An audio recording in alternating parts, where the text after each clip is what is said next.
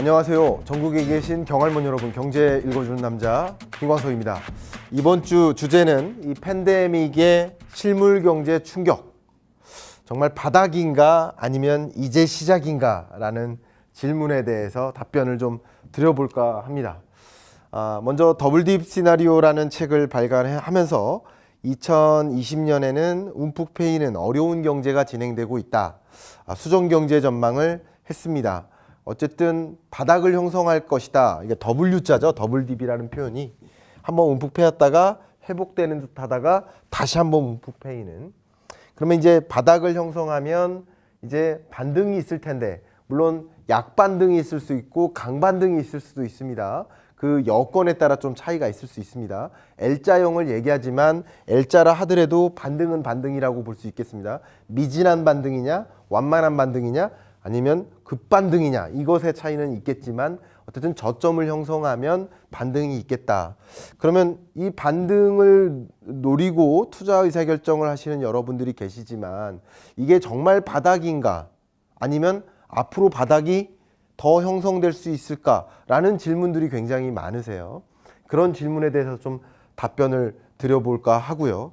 특히 얼마 전에 여러분 좋아하시는 분들은 좀 좋아하실 텐데, 매불쇼에 출연을 했는데 정영진 씨가 제가 뭐라고 했냐면, 아직 경제 위기 오지 않았다. 경제 위기가 올 것이다라는 것이지, 그렇죠? 경제 위기가 올 것이다라는 것이지 아직 경제 위기가 왔다는 사인은 없다. 실물 경제가 어렵고 많은 기업들이 도산할 것 같고, 뭐 금융 위기 문제가 발생할 것 같고, 외환 건전성이 좀 불안정해질 것 같고, 정부의 재정 건전성도 불안할 것 같고, 이런 갖고지 지금 현재 위기가 나타난 건 아니죠. 그러나 코로나19 사태가 장기전으로 흘러가면서 실물 경제 충격을 줄 것이다. 글로벌 밸류체인의 붕괴라든가 여러 가지 이유로 그렇다는 얘기지, 지금 위기가 온 건 아니죠. 제가 촬영 시점은 3월 말일입니다. 위기가 온 건 아니죠. 3, 4월 달에 위기다라고 얘기할 수는 없어요. 이게 장기전이 되면 뭐 6월쯤에 위기가 올 수는 있겠죠. 어쨌든 위기가 온 그 신호는 없다라고 이야기를 하니까 정영진 씨가 뭐라고 그랬냐면, 내 주식이 증거야 라는 표현을 하시더라고요. 그러니까 주식시장에서는 위기가 온 거라고 볼 수 있겠습니다. 그렇죠? 왜냐하면 엄청난 급락이 있었으니까요.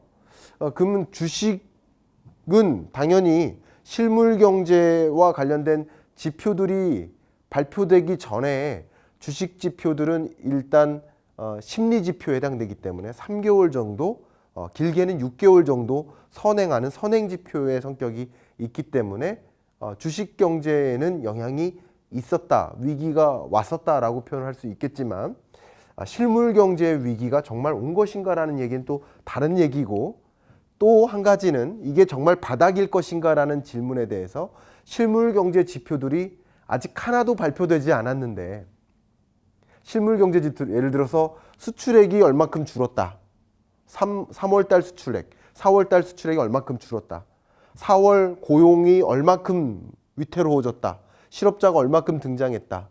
소비 규모가 얼마큼 줄었다. 이런 실물 경제의 실질적인 지표들이 발표되지 않은 채 이 주가의 흐름이 급락했으면, 앞으로 이런 지표들이 더 추가적으로 발표되면 더 추가적인 하향 조정이 있지 않겠느냐 하는 생각을 제가 전해드리는 겁니다. 그 대표적인 지표 중에 하나가 소비자 심리 지수가 발표가 됐습니다.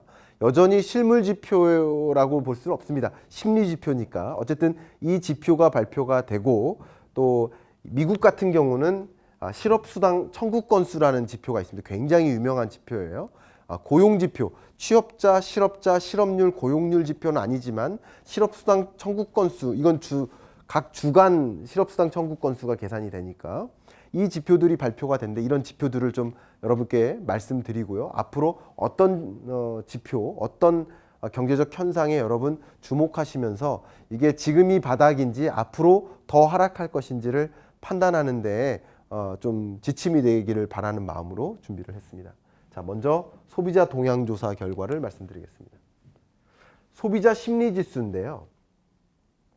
이번 2020년 3월 달 소비자 심리지수가 78.4를 기록했습니다.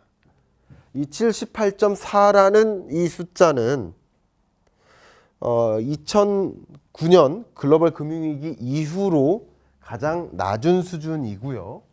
더 중요한 건 2월 달과 3월 달의 격차, 낙폭이죠. 낙폭이 이만큼 이루어졌는데 이 낙폭을 기준으로 하면 이만큼의 큰 낙폭은 단 한 번도 없었다. 그러니까 소비자 심리 지수를 이 추계하는 소비자 동향 조사 그리고 소비자 심리 지수를 발표하는 이 행위가 2008년 7월부터의 데이터가 전체입니다. 이게 전체 데이터예요. 그런데 이 통계를 추계한 이래로 가장 큰 낙폭이다. 다시 말하면 소비자 심리 지수가 괜찮았다가 갑자기 급락했다라는 뜻이죠. 역시 소비자의 심리 자체가 굉장히 위축되고 불안하다. 소비를 이행해 나가기가 어렵겠다. 이렇게 소비자 심리 지수가 급락을 하게 되면 어떤 소비에 특별히 영향이 있느냐? 사치제적 소비에 큰 영향이 있다. 사치제를 구매하진 않는다 이거죠. 이런 시점에는. 그리고 내구재 소비에 영향이 있습니다. 우리 직접 소비재라고 할 수 있는 쌀을 안 사 먹진 않는단 말이죠. 그죠? 식사는 한단 말이에요. 다만 사치제적 식료품 소비는 줄여나가겠죠. 상대적으로 소고기 매출은 줄 수가 있겠다. 이해가시죠? 그러나 쌀 소비는 줄이지 않는다. 이런 얘기를 하는 겁니다. 그래서 사치제적 소비가 줄고요. 직접 소비재보다는 내구재 소비가 크게 줍니다. 내구재 소비를 일으키는 여러 가지 변수 중에 하나가 소득이 있고 고용이 있는데 소득보다 고용이 더 중요해요. 왜냐하면 지금 소득이 이만큼이니까 나 자동차 살 거야 라기보다는 나 이번에 취업했으니까 자동차 살 거야. 그러니까 심리적인 영향이 더 크다는 거예요.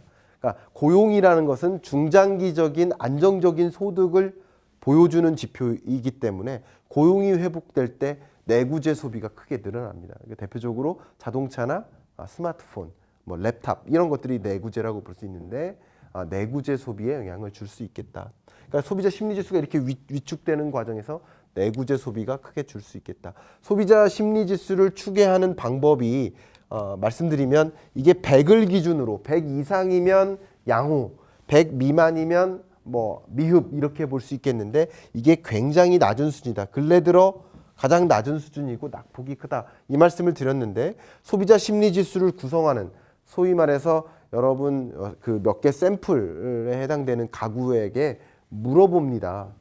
현재 생활 형편과 관련된 질문, 생활 형편의 전망에 대한 질문, 그리고 가계 수입 전망에 대한 질문, 소비 지출 전망에 대한 질문, 현재 경기 판단, 향후 경기 전망에 대한 질문을 해요. 그러니까 주로 형편과 전망은 6개월을 기준으로 합니다. 6개월. 그러니까 6개월 전에 비해서 지금 형편이 나아졌는가? 그리고 전망은 이런 전망은 지금에 비해서 6개월 후에 더 나아질 것 같은가? 그렇죠? 이게 심리 지표예요. 그래서 물어보는 겁니다. 근데 이런 전반에 걸쳐서 이 세모 표시는 마이너스를 뜻합니다. 저는 이거 왜 마이너스를 쓰는지 모르겠어요. 글로벌 기준에도 안 맞고 이게 조금 좀 제가 판단하기엔 좀 낯섭니다만 어쨌든 이 마이너스는 이렇게 18.5포인트나 줄었다라는 뜻이고 이 각 영역이 6개 영역으로 구성되는데 다 하락했다 이렇게 볼 수 있겠습니다. 소비자 심리 지수가 크게 위축되고 있다. 다음 두 번째입니다.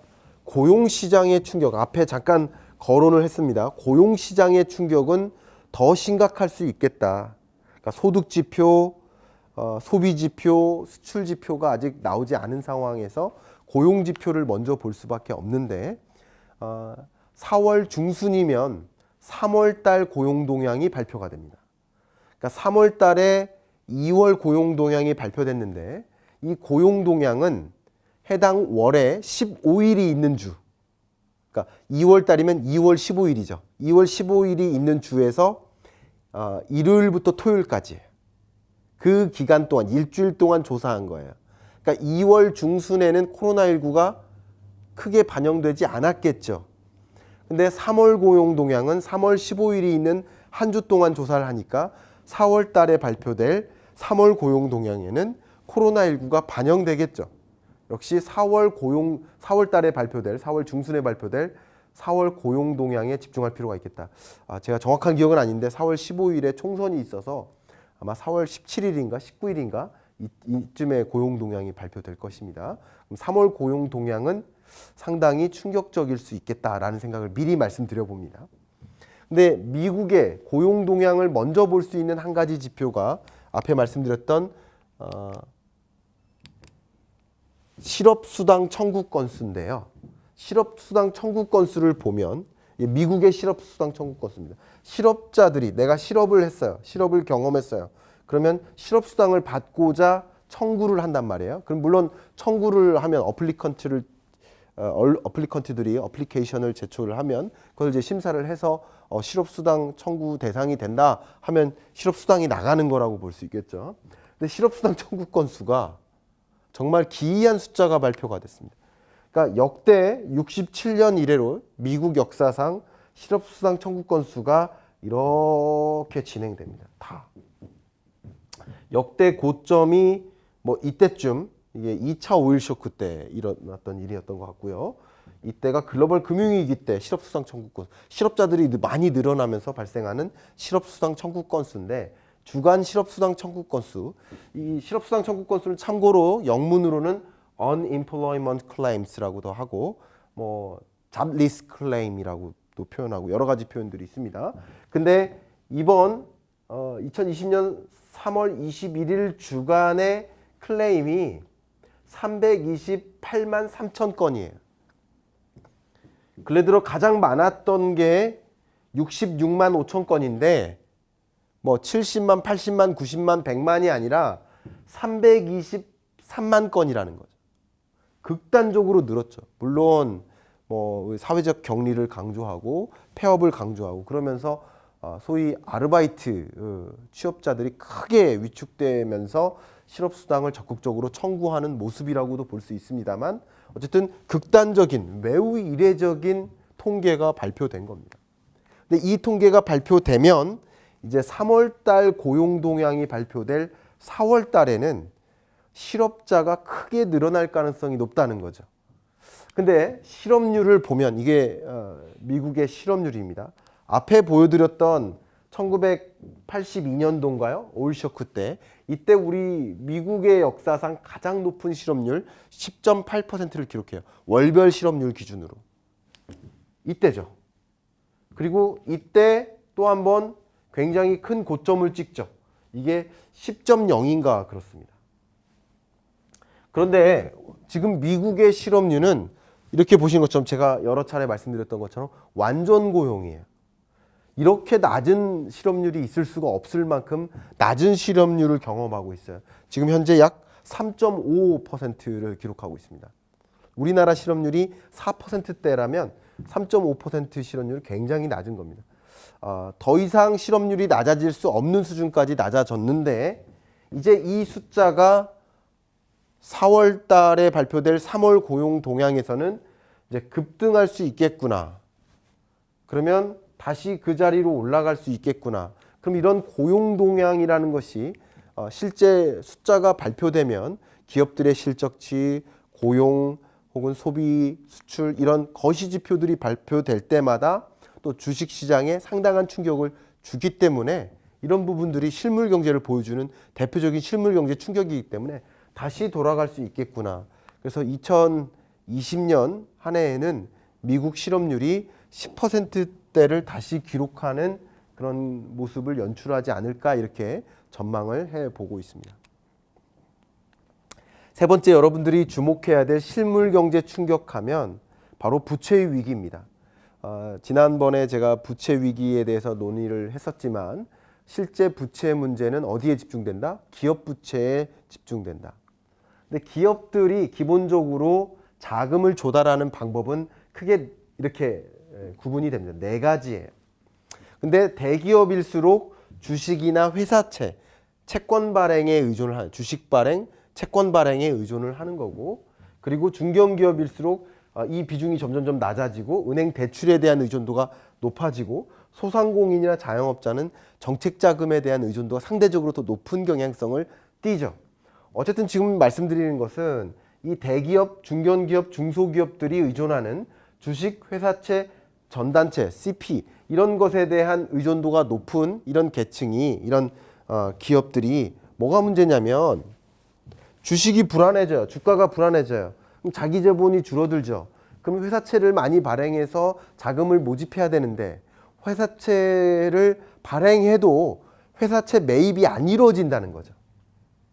회사채 매입이 안 이루어지니까 자금난에 빠질 수밖에 없는 것이다. 그 자금난에 빠지면 기업들이 도산하거든요. 그래서 도산을 방지하기 위해서 얼마 전에 금융정책을 발표했죠. 100조 원 규모의 금융정책, 증권안정펀드, 채권안정펀드.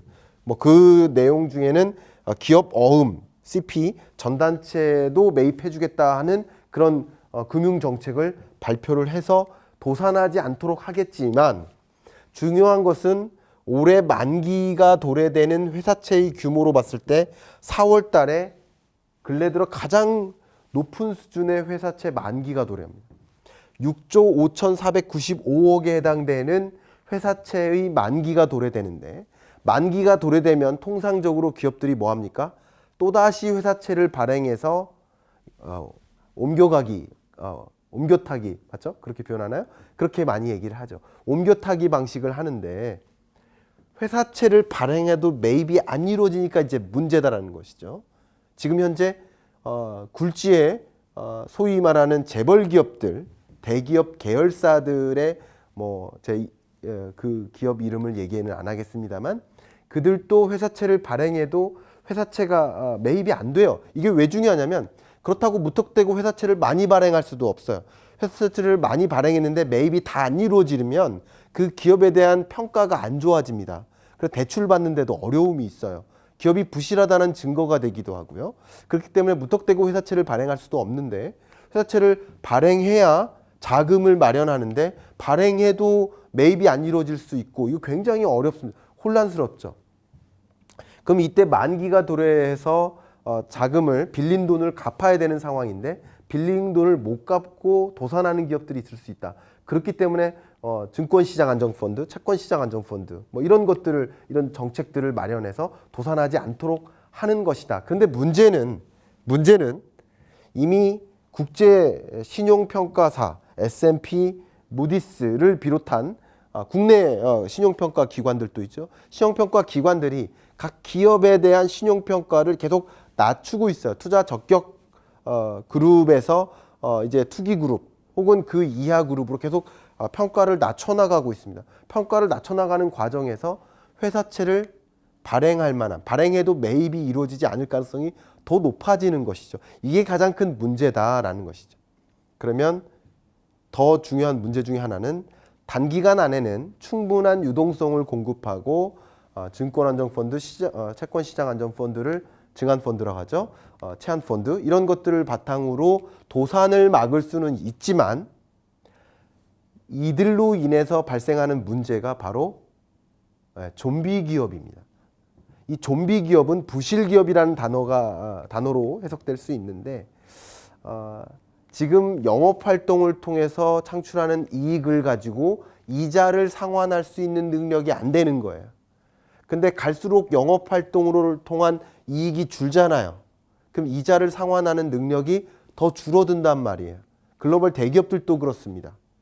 그런 상황 하에서 특히 신용평가 등급이 낮아지는 과정에서 그냥 단순히 정책 자금에 의존해서 도산만 방지하다 보면 걱정되는 게 좀비 기업들이 양산된다. 좀비 기업들은 정부나 채권단의 지원이 끊기면 그 즉시 그 기업의 영속성이 끊기는 기업, 이런 기업들을 좀비 기업이라고 합니다. 그러면 이들을 위해서 계속적인 지원을 해줘야 되는 것인가 아니면 구조조정하는 게 맞지 않는가 하는 논쟁도 지금 벌어지는 상황이라고 볼 수 있겠습니다. 이런 부분들이 우리들이 주목해야 될 주요 이슈이고 지표들이다라는 것을 강조하고 싶고요. 그 밖에 어떤 실물 경제 지표들을 주목하면서 우리 투자 의사 결정해야 되는가라는 것을 말씀드리면 그 신용평가를 좀 주목할 필요가 있겠다라는 말씀드리고요. 제조업 관련된 지표들이 발표됩니다. 제조업 PMI 지표 같은 거 이런 것들도 주목해야 되겠고요. 수출 지표들도 이제 발표가 됩니다. 4월 달에 그런 실물 경제 지표들이 어떻게 발표되는지 앞에 말씀드린 거 이외에도 그런 것들에 따라서 주식시장에 또 주식 투자자들의 심리에 큰 영향을 미치기 때문에 이게 바닥이 아닐 수 있다. 팬데믹, 이 코로나19 사태가 종점을 못 찾고 계속 장기화되는 과정에서는 말 그대로 실물 경제의 충격이 드러나는 상황으로 연출되고 그런 과정에서 주식시장에 또 자본시장에 또 다른 충격을 제공할 수 있겠다라는 말씀을 여러분들께 요약적으로 드리면서 이런 지표들, 이런 이슈들을 꼭 팔로우업 하시면서 투자해서 결정하시는 게 좋겠다라는 것을 강조 설명드리면서 이번 주 경제 읽어준 남자 마무리하겠습니다. 감사합니다.